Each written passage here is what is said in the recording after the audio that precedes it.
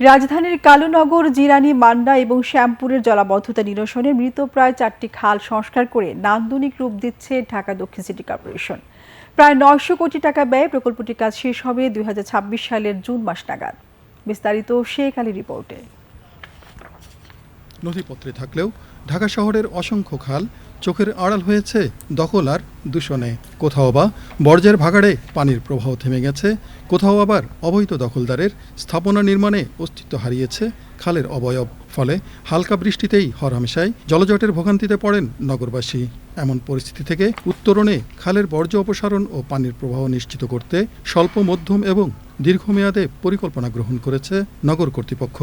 ঢাকা দক্ষিণ সিটি কর্পোরেশনের যে জলাবদ্ধতার যে সমস্যা সেগুলো আমরা চিহ্নিত করি এবং স্বল্পমেয়াদী, মধ্যমেয়াদী এবং দীর্ঘমেয়াদী পরিকল্পনা গ্রহণ করি।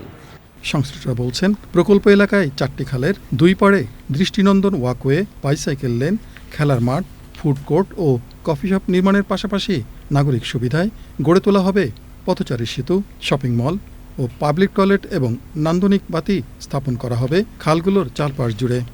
প্রত্যেকটা খালেই আমাদের হাতির ঝিলের মতো করে কোনো জায়গায় হাতির ঝিল থেকে আরও সুন্দরও নান্দনিক হবে।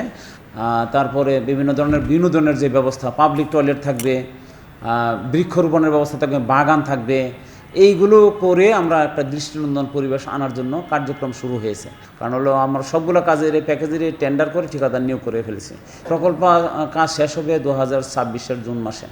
প্রকল্প ব্যয় সরকারের নিজস্ব তহবিল থেকে 629 কোটি 11 লাখ টাকা এবং বাকি 269 কোটি 62 লাখ টাকা যোগান দেবে দক্ষিণ সিটি কর্পোরেশন।